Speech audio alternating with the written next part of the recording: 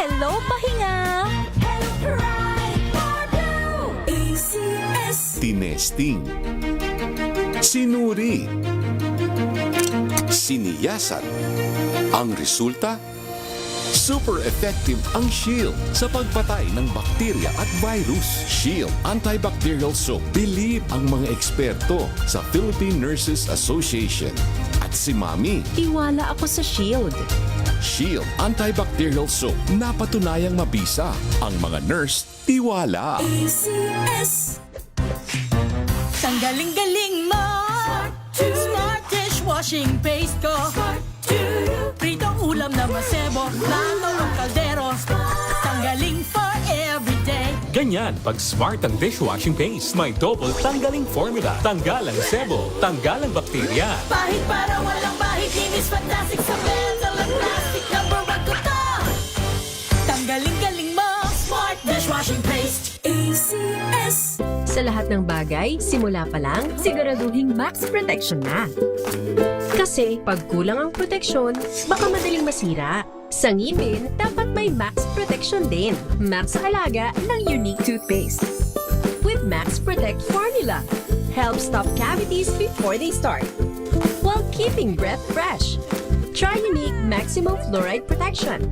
Para max sa alaga, max protektado. ACS! May nagbago! May arte! May budget! Akala nyo lang yon. So solid! White Rose Papaya, wow! White Rose! White Rose Papaya, wow! White Rose! White Rose Papaya! May glow up with White Rose Papaya! White Rose Papaya. May puti power times 2 kasi may papaya at niacinamide. May shea butter and tea tree oil pa. Kutis sulit ang glow May up. glow up with White Rose Papaya! White Rose Papaya. Kutis sulit ang glow up. ACS! Galalala, felt good! Galalala, felt good! Ang bango ng sampayan, tara na magsayawan! Calafabcon, amoy nakaka-joyful! Sa puso ng kalikasan, natatangi ang prutas ng mangosteen.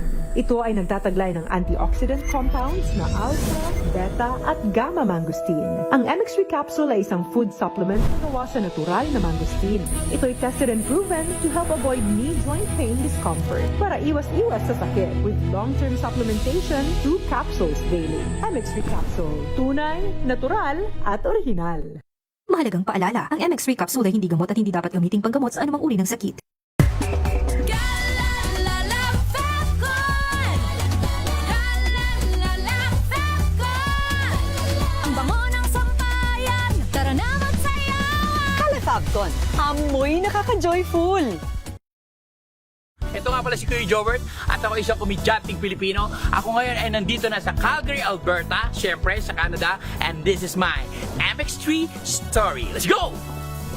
Medyo nagkakaedad na ako. Gusto ko rin syempre puro organic. Nagja-jogging ako, nagba-basketball ako. Saka syempre, alagaan mo yung binigay sa'yo ng Diyos na katawan. Yun, MX3. MX3, dito ako believe! Mahalagang paalala, ang MX3 capsule ay hindi gamot at hindi dapat gamiting panggamot sa anumang uri ng sakit. Galalala, felt good! Galalala, felt good! Ang bango ng sampayan, tara na magsayawan! Calafabcon, amoy nakaka-joyful!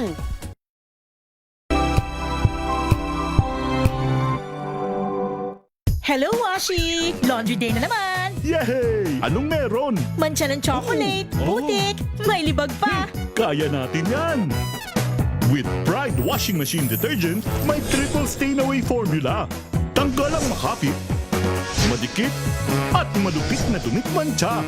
Kaya easy-easy ang labada. Mula noon hanggang ngayon! All you need is pride! All you need is pride! ACS! Hello, I'm Enteng Perez. I live here in Vegas and I'm a concert promoter.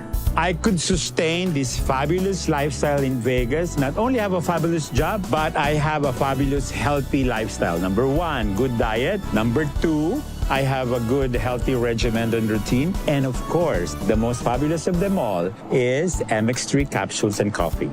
I love it. MX3, dito ako believe. Mahalagang paalala, ang MX3 capsule ay hindi gamot at hindi dapat gamiting panggamot sa anumang uri ng sakit.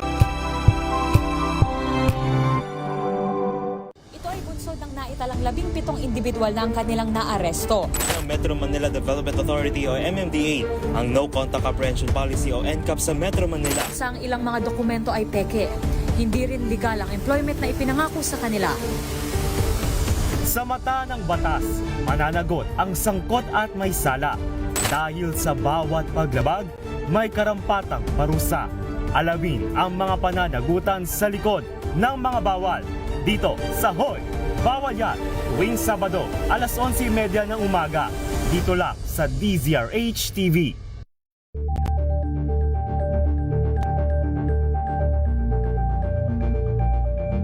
Tumunog na ang gandingan para sa kalikasan. Ang nagkamit ng parangal bilang Best News Anchor ay walang iba kundi si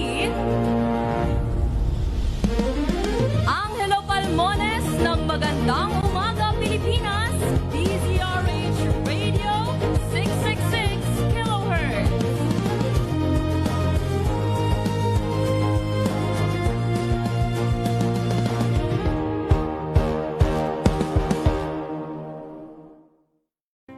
Angel po si Angelo Palmones, nag-iiwan sa inyo na isang magandang umaga. Maraming salamat. Life goes on! Nine, good morning, Lakay! Good morning, Sister Ann. At good morning. Magandang mainit na umaga. Angel po si Angelo Palmones, nag-iiwan sa inyo na isang magandang umaga. Maraming Sa salamat. Pilipinas, una sa Pilipino.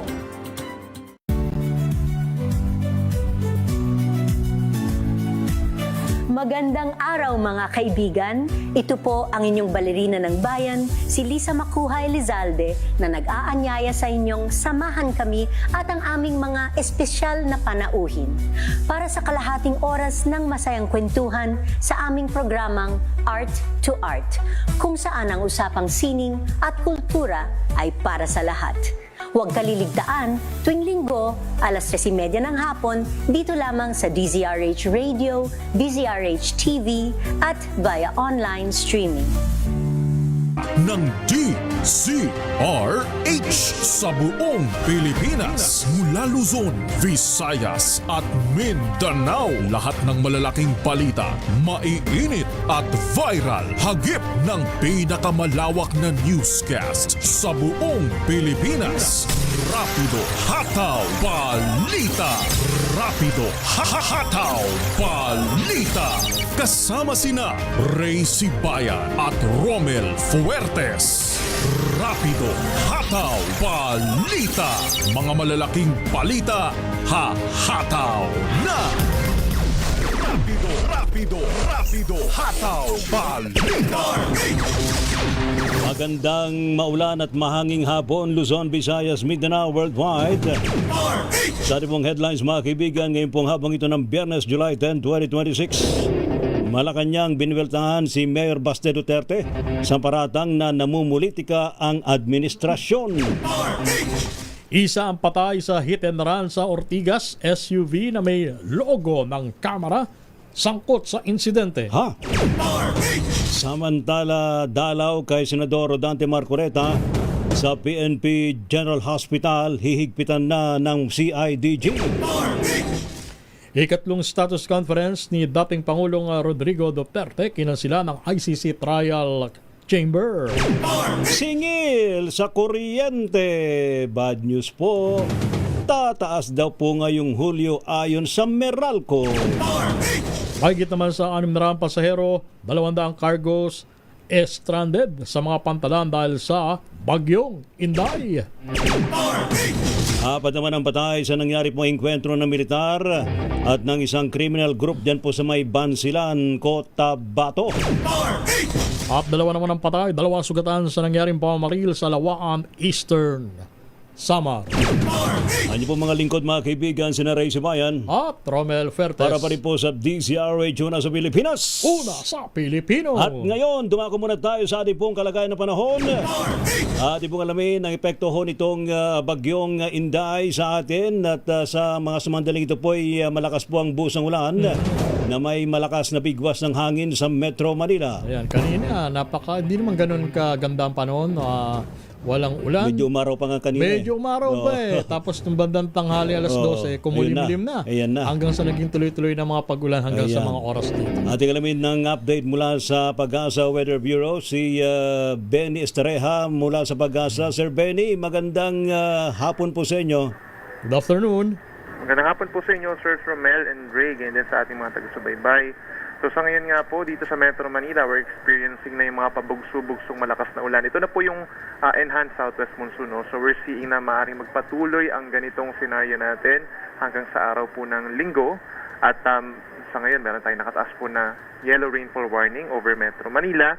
Ngayon din ang Cavite, Batangas, Hilagang Zambales, at timog na bahagi po ng Bataan. Meron din pong yellow warning sa may Zamboanga City, Zamboanga del Norte, Sultan Kudarat, South Cotabato, at dito rin sa Maguindanao provinces. Yan po ay ibig sabihin heavy rains po sa susunod po na 2 hanggang 3 oras. Meron namang orange warning or intense na mga pag-ulan in the next 2 hours sa may southern Zambales at saka sa may northern Bataan. Yan pong lahat ng mga pag-ulan ay dahil po sa southwest monsoon.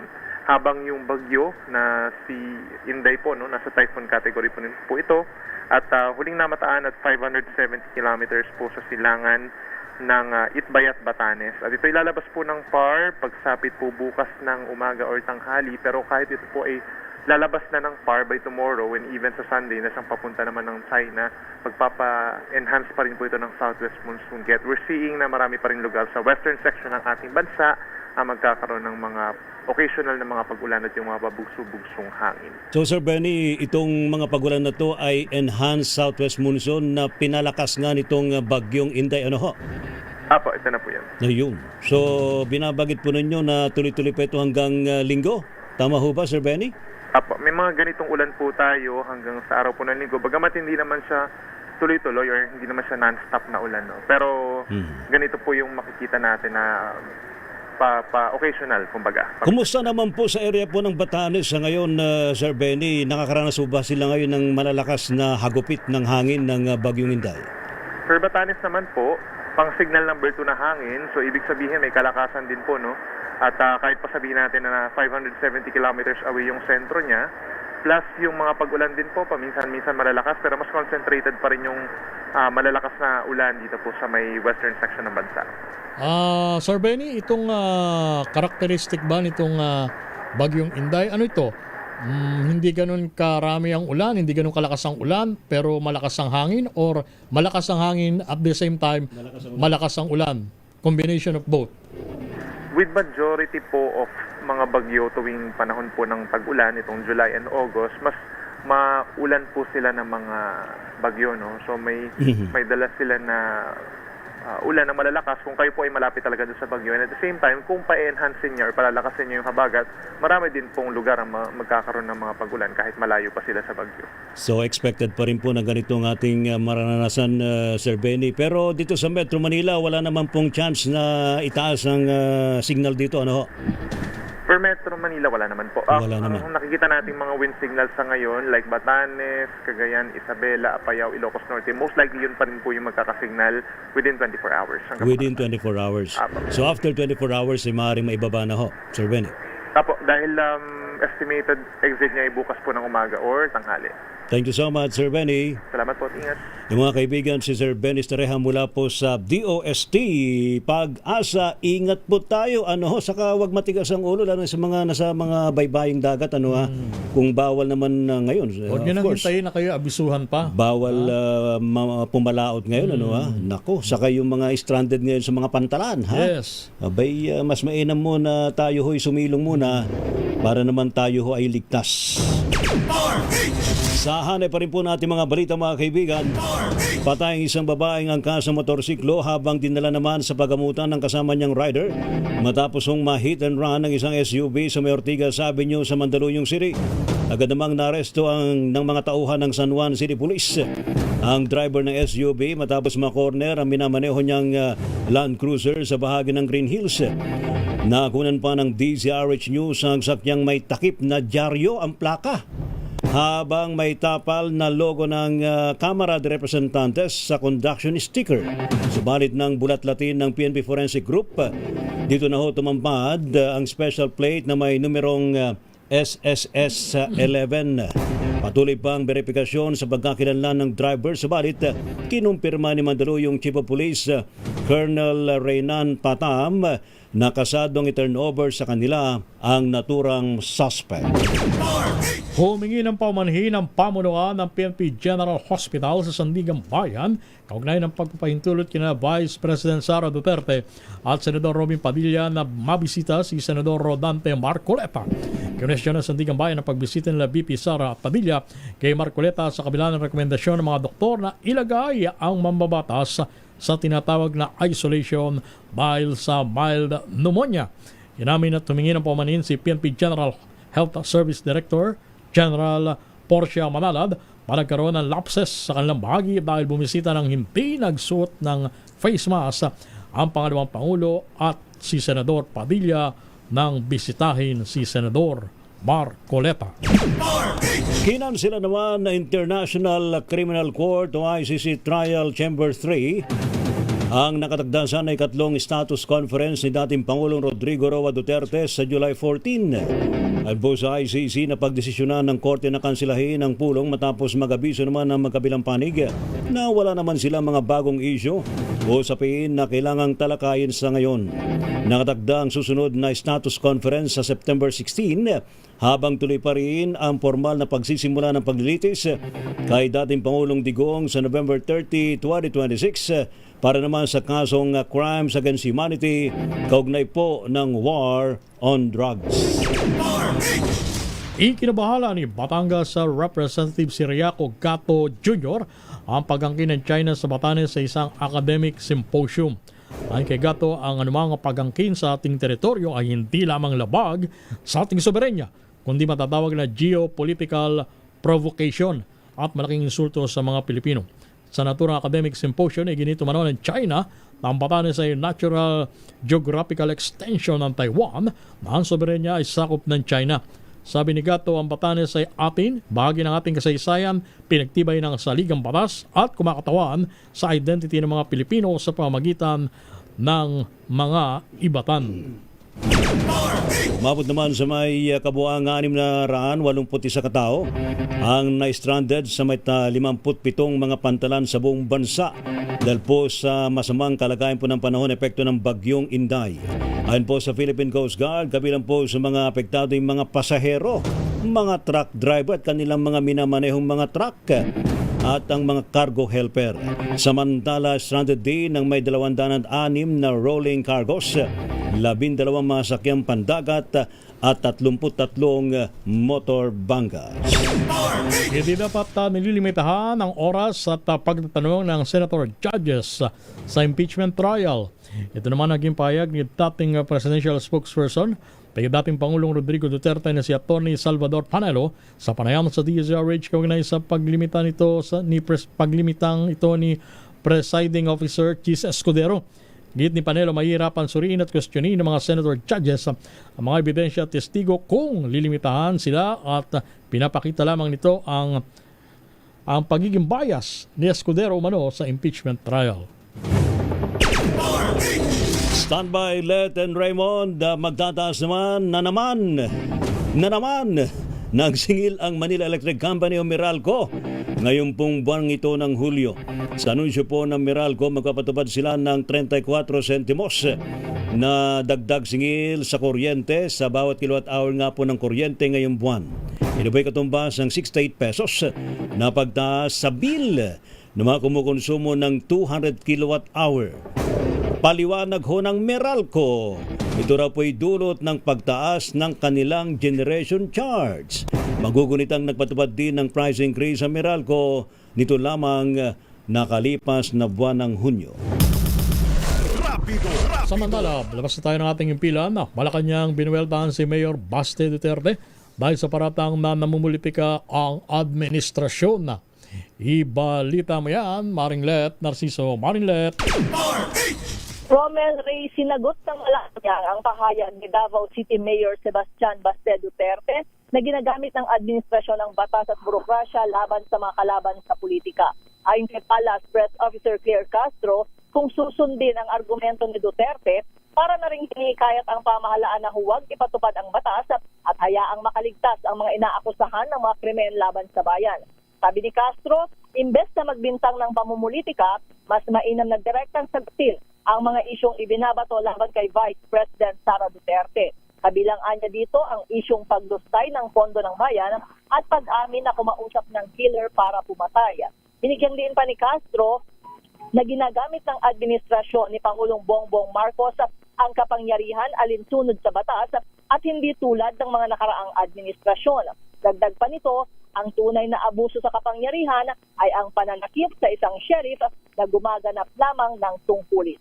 Ito si Left Narciso para sa DZRH. Una sa Pilipinas, una sa Pilipino. Thank you. Maraming salamat, Let. Samantala, Senado na isalba sa panghihimasok daw po sa isyong legal sa desisyon ng Sandigan Bayan kay Senador Jingo Estrada. Ayon po yan kay Senador Ping Lacson. Ibalita mo nga yan na RH28, Lakay Raymond at Paas. Lakay Raymond. Ray, naiwasan na ang Senado ay maaring manghimasok sa isang prosesong panghukuman matapos ibasura ng Sandigan Bayan ang mosyon ni Senador Jingo Estrada na dumalo sa impeachment trial ni Vice President Sara Duterte. Ito ang paniniwala ni Senador Panfilo Ping Lacson kasunod ng balita mula sa Sandigan Bayan. Binanggit ni Lacson ang hiling ni Senator Judge Alan Peter Cayetano sa impeachment court na makipag-ugnayan sa Sandigan Bayan upang payagan sina Estrada at Senador Dante Marcoleta na dumalo sa paglilitis kahit kapwa silang naharap sa kasong plunder at graft. Alinlangan ang senador at baka ang maging interpretasyon ay nakikialam sila sa gumugulong na prosesong legal. Naniniwala din naman si Lacson na dapat malamang natalakayin nila ang mosyon ni Cayetano at kasama sa kanilang gabay ang desisyon ng Sandigan Bayan 5th Division na nagbasura sa mosyon ni Estrada. Siya ay nakakulong sa New Quezon City Jail sa Payatas habang si Marcoleta naman ay inaresto noong nakaraang Lunes ngunit nanatiling nasa PNP General Hospital habang inintay ang kanyang paglipat sa isang regular na piitan. Nauna nang inihayag ni Senador Francis C. Escudero bilang presiding officer ng impeachment court na 16 na boto ang kailangan para makonvict ang isinasakdal, kaya't gusto ni Senador Alan Cayetano na hilingin sa Sandigan Bayan na makadalo sina Senador Estrada at Marcoleta. Ito si RH28, Raymond Advance para sa DZRH, una sa Pilipinas, una sa Pilipino.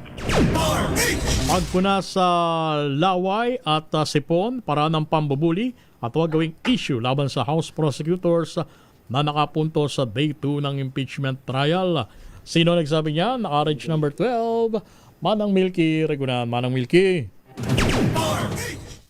Romel at Ray Mariing kinundina at itinuturing na pambubuli sa House prosecutors sa issue ng laway at sipon ng ilang miyembro ng House prosecution team.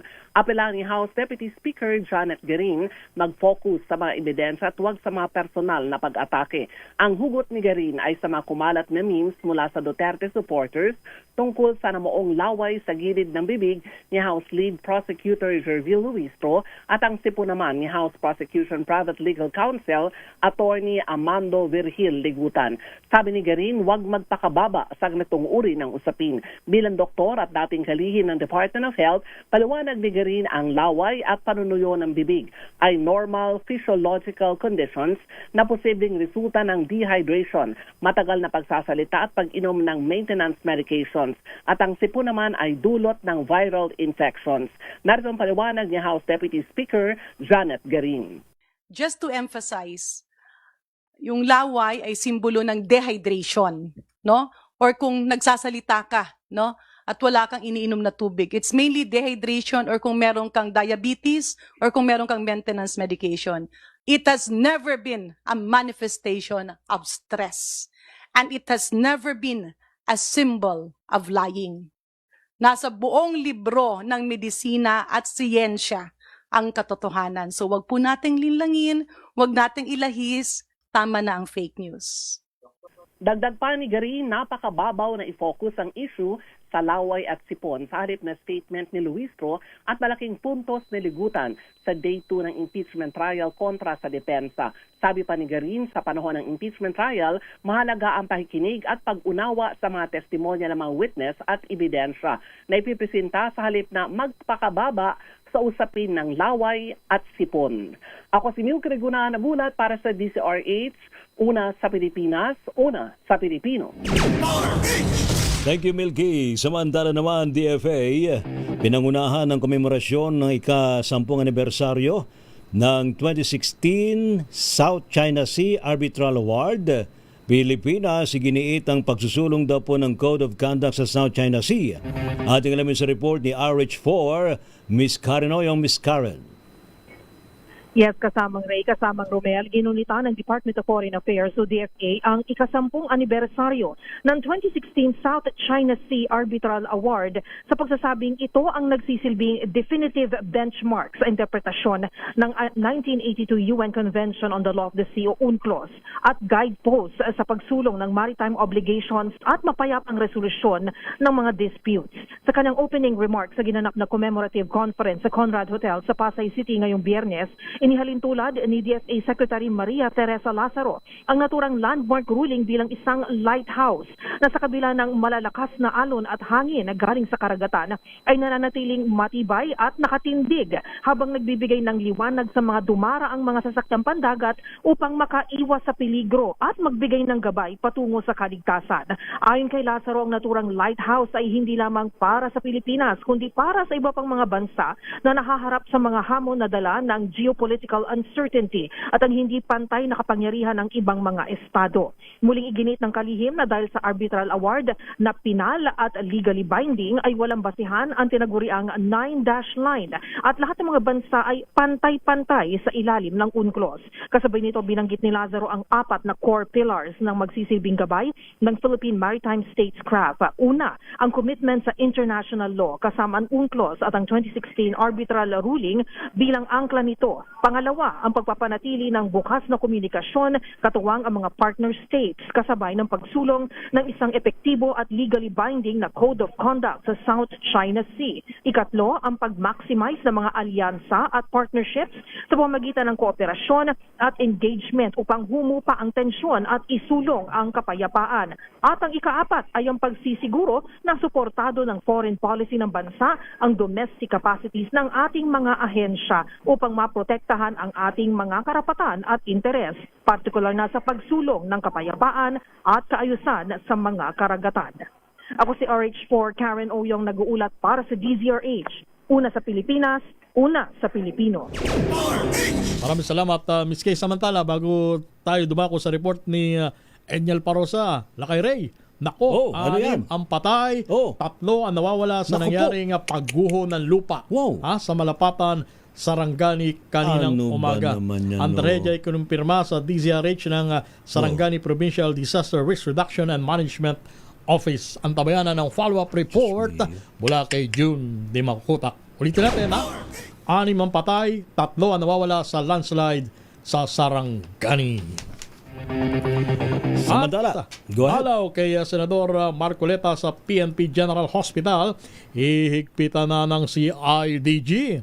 Ibalita mo yan, RH number 52, Enyel Parosa. Enyel. Mas maghihigpit pa, Ray at Romel, ang Criminal Investigation and Detection Group sa mga gustong bumisita kay Senador Rodante Marcoleta. Kasunod yan ang pagsita ng Sandigan Bayan kung bakit pinahintulutan ng PNP General Hospital ang mga dalaw sa Senador na inaresto sa plunder pero kasalukuyang sumasalang sa medical test. Partikular na pinuna ng anti-graft court ay ang pagbisita ni Vice President Sara Duterte at Senador Robin Hood Padilla. Ngayon, pinamamalitan ng PNP Health Service na may mild pneumonia ang 72 anyos. Dahil ang CIDG NCR Chief Police Colonel John Giagi, personal request ni Marcoleta ang pagbigyan ng mga nabanggit na bisita. Kaugnay nito, tanging pamilya. Team na lamang daw ang papayagan ng CIDG na makalapit sa Senador. Pakinggan natin si Colonel Giagi. There should be a clearance from the doctors, okay? At saka kay director namin. Kasi nga, yung medical condition yan sinasabi ng mga doctors. Samantala, hindi pa rin matiyak ng CIDG kung kailan maaaring ibiyahe si Marcoleta patungo sa theater sa Quezon City Jail na nagdepende raw umano sa magiging resulta ng iba pang mga sinasagawang eksaminasyon.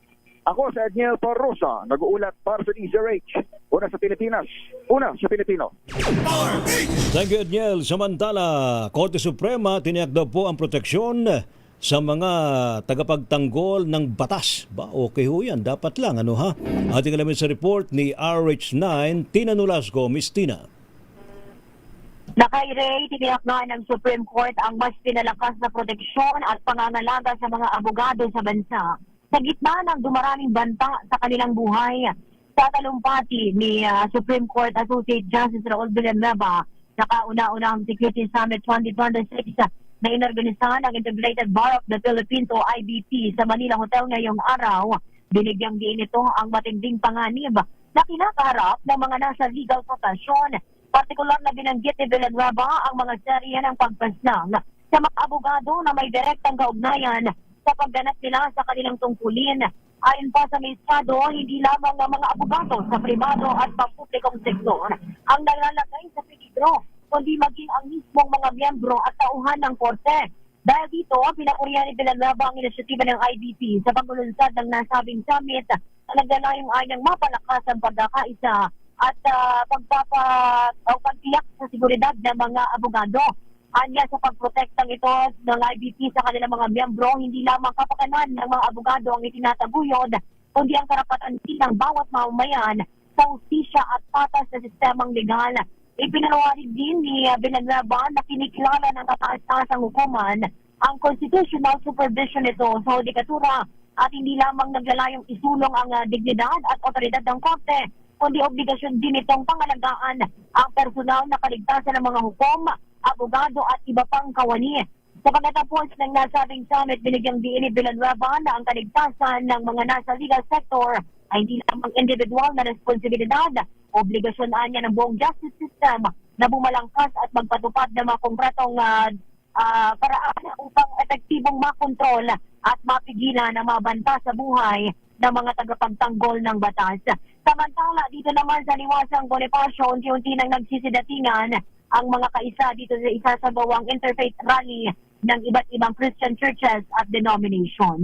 Ito, si RH9, Tina Nolasco para sa DZRH, una sa Pilipinas, una sa Pilipino.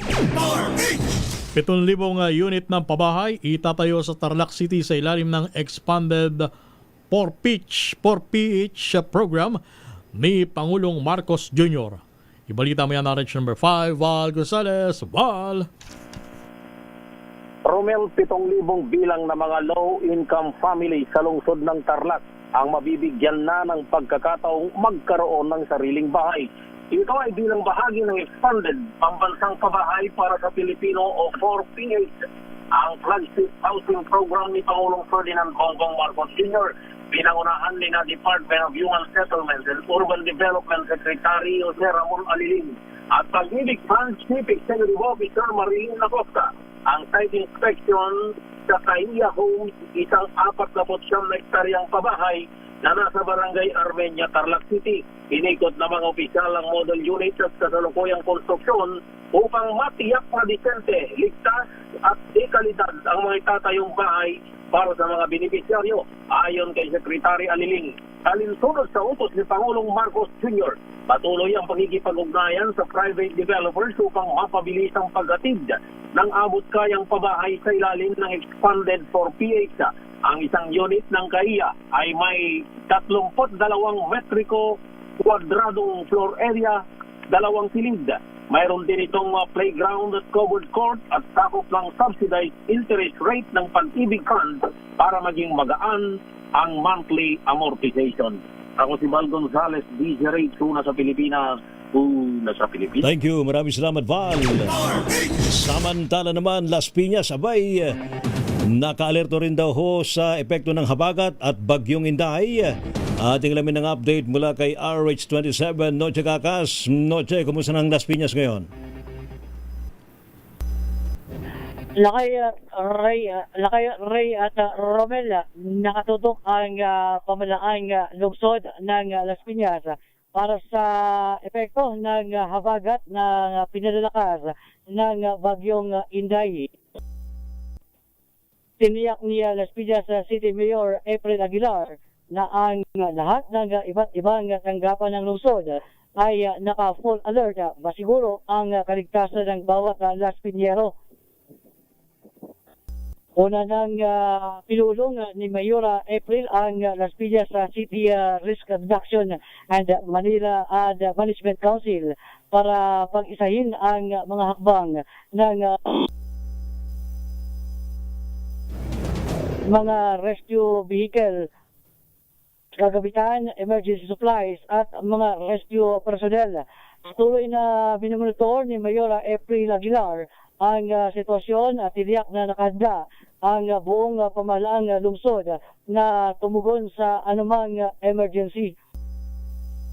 Ikayat din ni Mayora April ang lahat ng Las Piñero na manatiling mapagbatyag, sundin ang abiso ng mga otoridad at unahin ang kaligtasan ng bawat pamilya.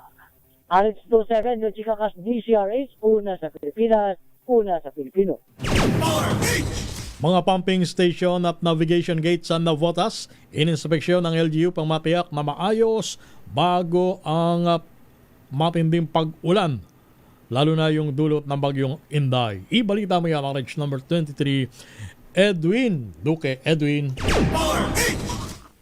Tama kay Romel, dahil dun sa posibleng maranasang hagupit ng bagyong si Inday ang mga oras, muling nag-inspeksyon si Mayor at Congressman John Ray at Toby Chanco sa mga pumping station na nakakabit sa mga daluyan ng tubig patungo naman sa Ilog at Manila Bay. Kabilang sa pinuntahan itong malaking floodgate na kumukonekta naman sa tubig ng dagat patungo sa mga ilog ng nabutas at Malabon.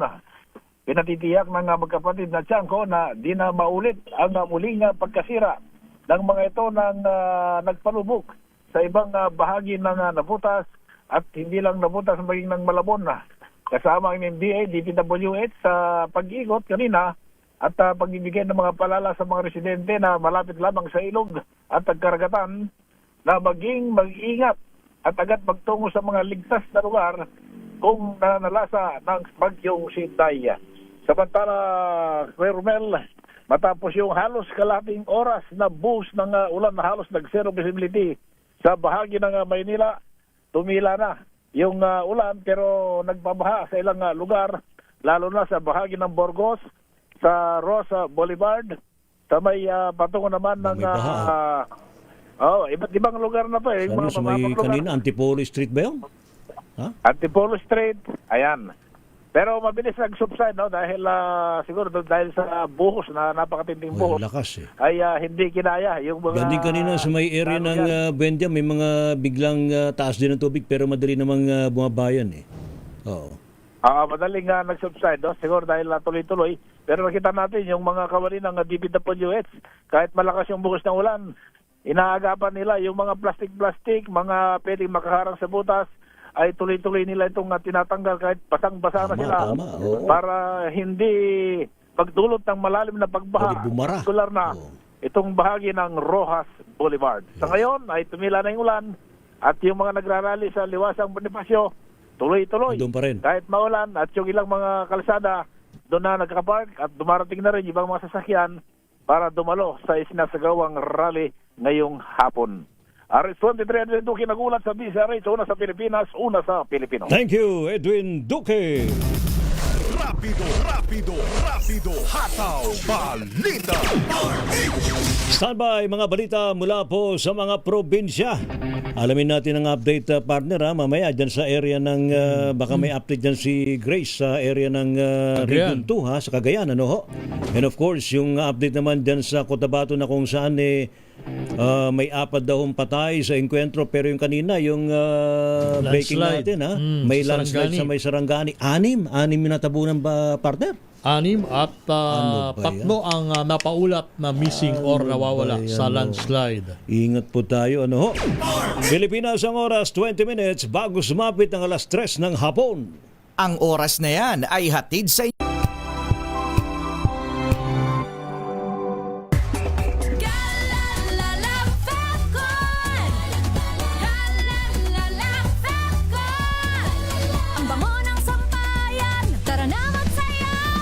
Fabcon, amoy nakaka-joyful.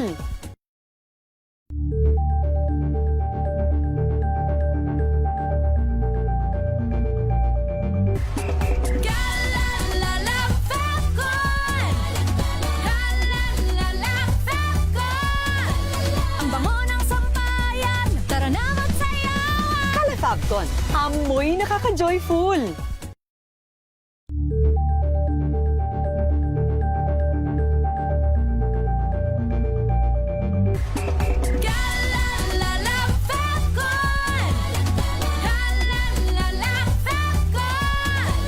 Ang bango ng sampayan, tara na magsayawan. Kalefabton, amoy nakaka-joyful.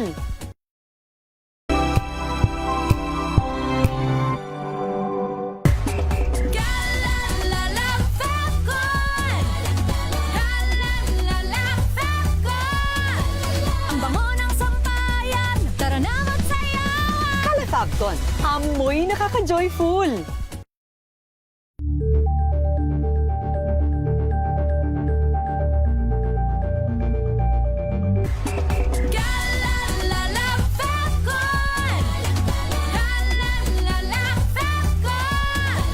Ang bango ng sampayan, tara na magsayawan. Kalefabton, amoy nakaka-joyful.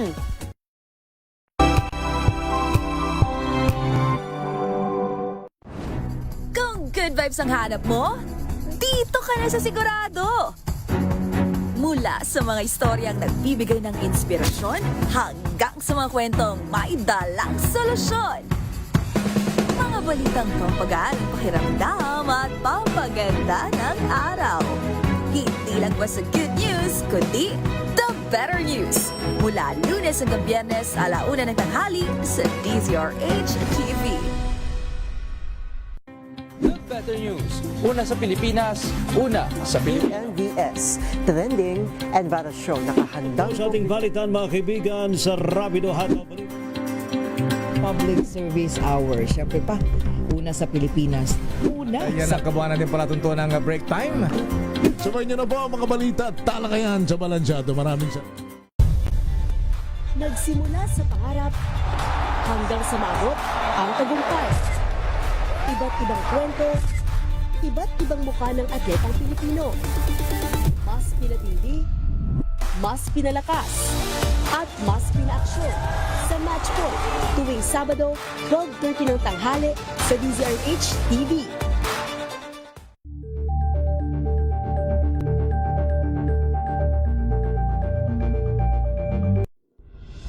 Tuloy-tuloy ang pagtulong, tuloy-tuloy ang pagseserbisyo at tuloy-tuloy ang balitaan kasama si May Binauhan sa Operation Tulong mula Lunes hanggang Biyernes. Samahan niyo po ako hanggang 7:30 ng gabi. DZRH Usapang Liga. Magandang gabi Pilipinas, Metro and Mega Manila, Nas Extension sa DZRH at RH2. Naray si Mayan. At Kisses Hubson. Para sa DZRH, una sa Pilipinas. Una sa Pilipino. If I get impeached, then that is my end. Tumutok sa pinaka-importanteng paglilitis ng impeachment court ngayong taon. The Impeachment Trial of Vice President Sara Duterte. A DZRH Special Coverage.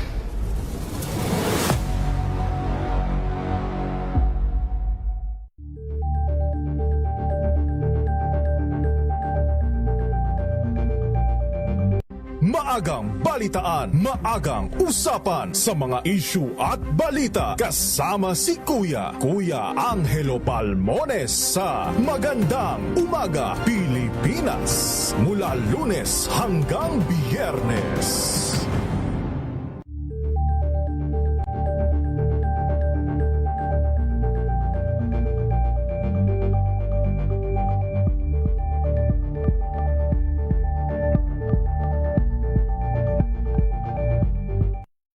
Mga balitang gigising sa inyong umaga. Mga balitang kailangan mong malaman. Mapapakinggan sa ACS Balita sa 2x2 kasama sina Anthony Taberna at Jerry Baha. Lunes hanggang Biyernes.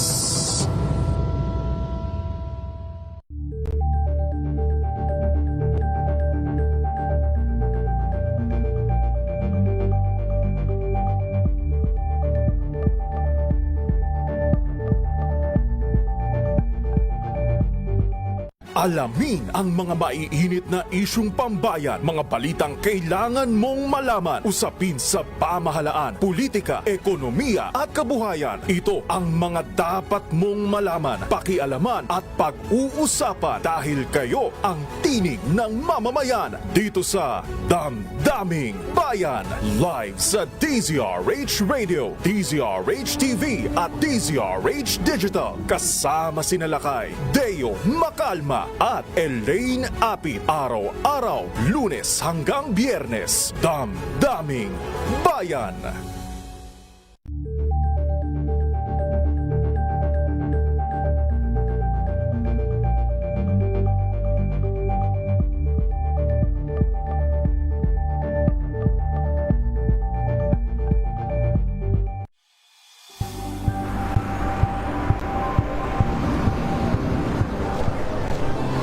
Ating mga eksperto dito lang sa Expert Opinion. Ito ang The Better News. TNVS, trending and isang kwento, iba't ibang anggulo. Dito sa Point of View. Bawat pananagutan ating tatalakayin dito sa Hoy. Bawal yan. Pilipino, dito lang sa News Happenings and Trends, Match-Support, Entertainment and Lifestyle. Ito ang NBC TV Network News. Una sa Pilipinas, una sa Pilipino.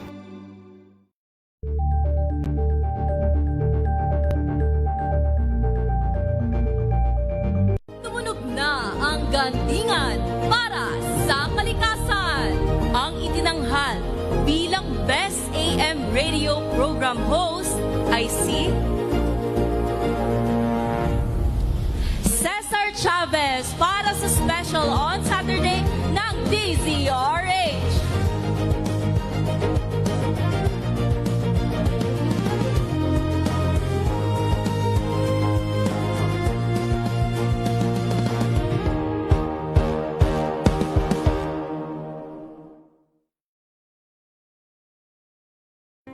Angel po si Angelo Palmona sa giiwan sa inyo na isang magandang umaga. Maraming salamat. Life goes on! Nine, good morning, Lakay! Good morning, Sister Ann. At good morning.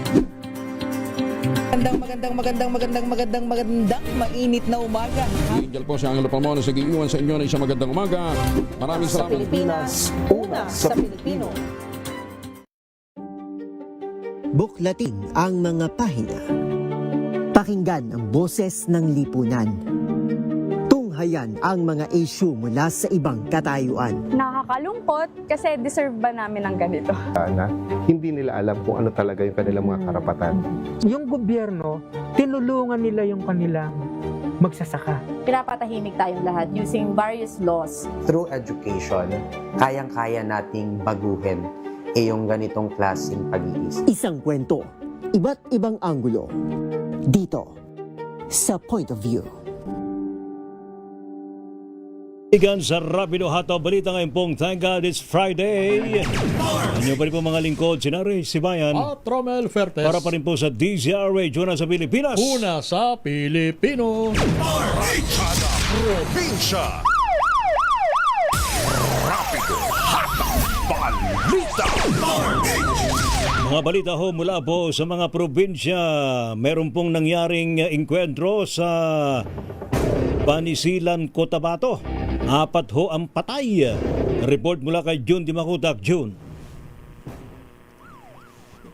June. June. Diba nawala si June ha? Ating balikan mamaya partner si June. Dito muna tayo sa report mula sa Calabarzon. Patong miyembro ng Budol-Budogang Timbog sa Batangas. RH number 30, Eric Basta sa detalye. Eric. Kuya Romel, natimbog ng mga otoridad ang 3 miyembro ng Budol-Budol Gang dito sa Sitio Matuod, Barangay Binubusan, Lian, Batangas. Ayon dito kay Police Major Jeffrey Dalio, Chief of Police ng Lian Municipal Police Station, nakipagtransaksyon ng ang mga sospek sa negosyanteng si Francisco Limhoco kung saan binebentahan ito ng mga langis na pampalinis umano ng mga makina ng sasakyan na nagkakahalaga ng 6 na bilyong piso. Kung saan itong si Limhoco ay nakipag-transaksyon nga dito sa mga sospek na nakilalang sina Roger Monteverde Espinosa alias Eric Yapa Mariquita, 53 taong gulang, residente sa Don Julio Canlinapa, Surigao del Norte.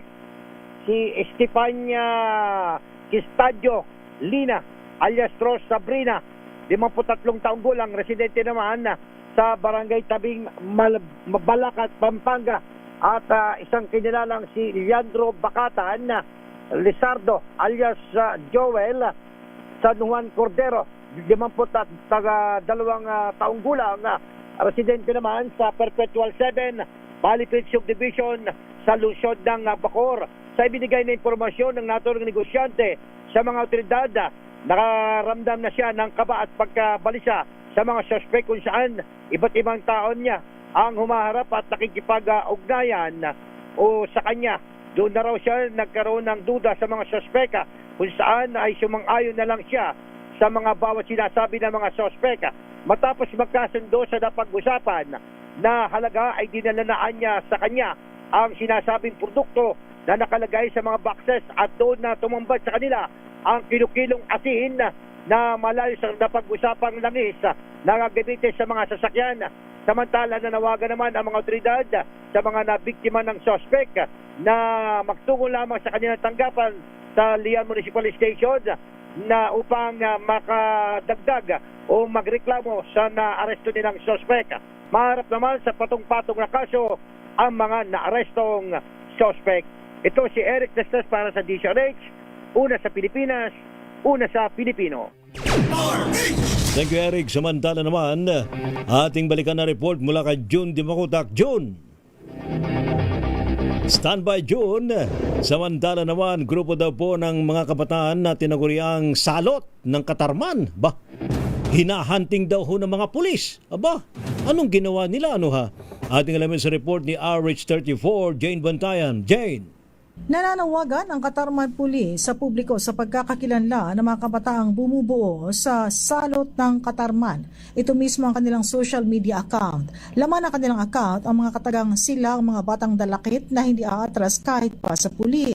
Pinost ng PNP ang larawan ng mga kabataan bilang awareness. Hinikayat ng mga pulis ang mga magulang, kamag-anak, kaibigan o kakilala na makipag-ugnayan agad sa Katarman Municipal Police Station o sa Municipal Social Welfare Development Office o MSWDO upang mabigyan ng kaukulang interbensyon, paggabay at suporta ang nasabing mga kabataan. Layunin ng PNP sa pagpupost ng mga larawan nitong kabataan na maagapan ang anumang pag-ugali o aktibidad na maaaring magdulot ng panganib sa kanilang kinabukasan at sa kapayapaan ng komunidad. Binigyan din ng kapulisan ng Katarman ang pakikipagtulungan ng pamilya at ng komunidad ay mahalaga upang mabigyan ng tamang gabay at naiwasan ang pagkaligaw ng landas. Nais ng PNP na mapigilan na makagawa ng karahasan, pananakot o anumang gawaing labag sa batas itong mga kabataan. Hinimok ng mga pulis na mangyari magkipag-ugnayan agad sa Katarman Municipal Police Station o sa pinakamalapit na impila ng pulisya. Mula sa Action Radio Katarman, RH34 Jane Galit Bantayan ng DZRH, una sa Pilipinas, una sa Pilipino. Balikan natin si June Di Makutak, kapatapatay sa engkwentro ng militar kontra criminal group sa Binisilan, Cotabato. RH number 19, June Di Makutak. Paring June. Yes, paring Romel, paring Lakay na uwi sa madugong armed encounter ang paghahain ng warrant of arrest ng government forces laban sa criminal armed group na pinamunuan ng isang medalya Sultan Tidong alias Commander Tanda na nasa talaan ng PNP bilang most wanted person at kaalyado ng Dawla Islamiyah Hasan Group sa barangay Pantar, Banisilan na siya manong sangkot sa iba't ibang krimen sa bayan ng Banisilan. Sa informasyon mula kay 602nd Infantry Brigade Commander Brigadier General Ricky Bunayog, nalubong ng mga putok ang government forces habang papasok sa lugar at naganap ng sagupaan na nag-retaliate ang naman itong government forces. Ikalaunay umatras sa mga armado at nagawang makatakas si Medalya Sultan kasama ng kanyang asawa na si Sinaida Lau Tidong na di umano'y involved sa negosyo ng illegal drugs na tinagurian ng government forces bilang drug queen sa lugar. Nasundan ng tropa ang mga armado sa bahagi ng kabundukan ng Sitio Kalantay at muling nagbarilan hanggang sa mahuli ang isang miyembro ng armed group na si Madali Sultan at naagaw muna sa suspect ang isang M16 rifle. Si Commander Tanda, mga lakay, ayon sa PNP, ay gumaganap bilang support network ng Dawla Islamiyah San Group na nakikinabang mula sa pondo ng illegal drugs at iba pang criminal acts sa Bangisilan. Nang sumunod na araw, July 9, muling nakasagupan ng government forces ang armadong grupo at dito napatay ang anak ni Commander Tanda na si Wawi Mananpen Sultan alias Wawi Tidong na isa ring wanted sa mga kasong illegal possession of explosives at comprehensive firearms and ammunition. Sa kabuuan, 4 na miyembro ng criminal group ang napatay at isang nanakit at 4 na armas ang na-recover sa naturang Joint Law Enforcement Support Operation. Ang matagumpay na operasyon ay kinabibilangan ng pinagsanib puwersa ng Bangisilan PNP led by Police Major Arbin Campang, Regional Investigation and Effective Management Division, 602nd Infantry Liberator Brigade, 33rd IB, 40 IB at 61st Division Recon Company sa ilalim ng pamumuno ni Brigadier General Ricky Bunayog, Commander ng 602nd Infantry Liberator Brigade. Samantala mga lakay, kinumpirma naman ng NDRRMO malapatan sa Rangani ang pagkasawi ng 6 katao na natabunan ng bundok o ng gumuhong bundok sa Sitio Pundao, Barangay Poblasyon, malapatan sa Rangani kaninang umaga. May 3 pang katao ang missing na subject ng patuloy na search and retrieval operation sa gumuhong bahagi ng bundok. Kinumpirma ng NDRRMO malapatan na 10 katao ang natabunan. Nasa loob na isang bahay itong 10 katao ng maganap ng landslide at malamang na ito'y isang pamilya. May isang lalaki ang unang nailigtas sa kanya nasa paggamutan. Hanggang sa mga oras na ito, patuloy ang buhos ang kalat-kalat ng mga pag-uulan sa iba't ibang bahagi ng Mindanao dulot itong Bagyong Inday. Mula sa Central Mindanao, RH19, June de Macutat, DZRH, una sa Pilipinas, una sa Pilipinas. Alamin natin ang sitwasyon sa probinsya ng Cagayan. Dulot pa rin ng epekto ng Bagyong Inday. Naroon natin kasamang si Grace Ansano. Manang Grace, kamusta ang probinsya ng Cagayan? Romel, Ray, patuloy pa rin nakamonitor at nakaantabay ang mga Disaster Risk Reduction and Management Office. Pero ngayong hapon, makalipas nga kaninang umaga na medyo nagpakita si Haring Araw. Itong hapon, pagtungtong ng mga bandang alas 3 o ngayong alas 2, kumulimlim na ang panahon at may mga mangilan-ngilan lang na mga pag-ambon. So sa ngayon ay patuloy naman na kaantabay ang mga tauhan pa rin ng DPWH. At ang tinututukan ngayon kasamang Romel, yung mga lugar na mga posibleng tamaan ng pagbaha dahil tuloy-tuloy yung kanilang kampanya at pagsasakatuparan ng mga programa para doon sa Oplan kontra baha. Alam natin na ang bahagi ng Tuguegarao ang pangunahing sa panahon ng mga pagkalamidad, lalo na may mga malalakas na ng ulan. Ang Tuguegarao City ang may pinakamarami ng mga tributaries ng tubig mula sa kabundukan. At dito rin naisip sa mga tubig, Cagayan River at ang Anapunan River. So nagtagpo ang mga tubig mula yung and itong Sierra Madre Mountain. Kaya naman, pinatututukan ng DPWH Secretary itong mga lugar na itong mga bahain. Ang mga city ng Ilagan, Isabela, gayon din yung mga national highway na matinding mga pagbaha.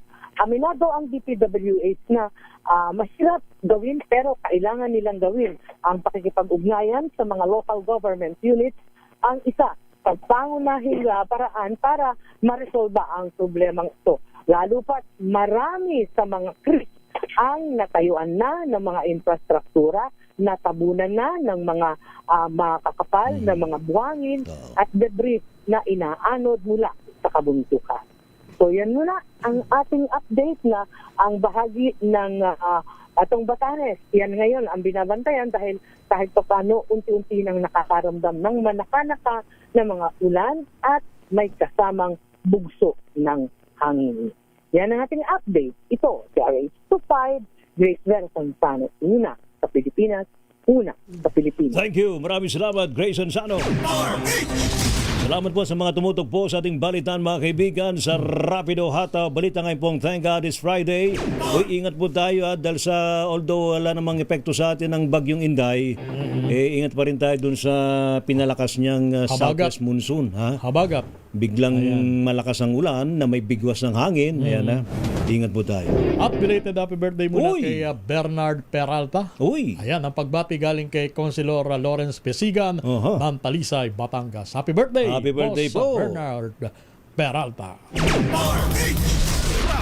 Rapido, hataw, balita. Salamat sa buong persa ng DZRH News Team. Maraming salamat Miss Elaine, kay Don at sa iba pa natin mga kasamahan. Anyo pa rin po mga lingkod, sina Ray Sibayan. At Romel Fertes. Para sa DZRH, una sa Pilipinas. Una sa Pilipino. Pilipinas ang oras, alas 3:01.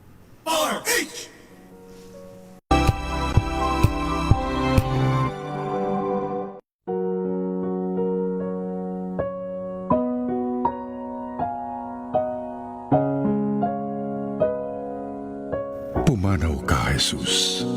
Subalit ang bukal ng buhay ay bumalong para sa mga kaluluwa at sa karagatan ng awa ay bumugso para sa sanlibutan. O bukal ng buhay, walang hanggang awa ng Diyos. Yakapin mo ang sangkatauhan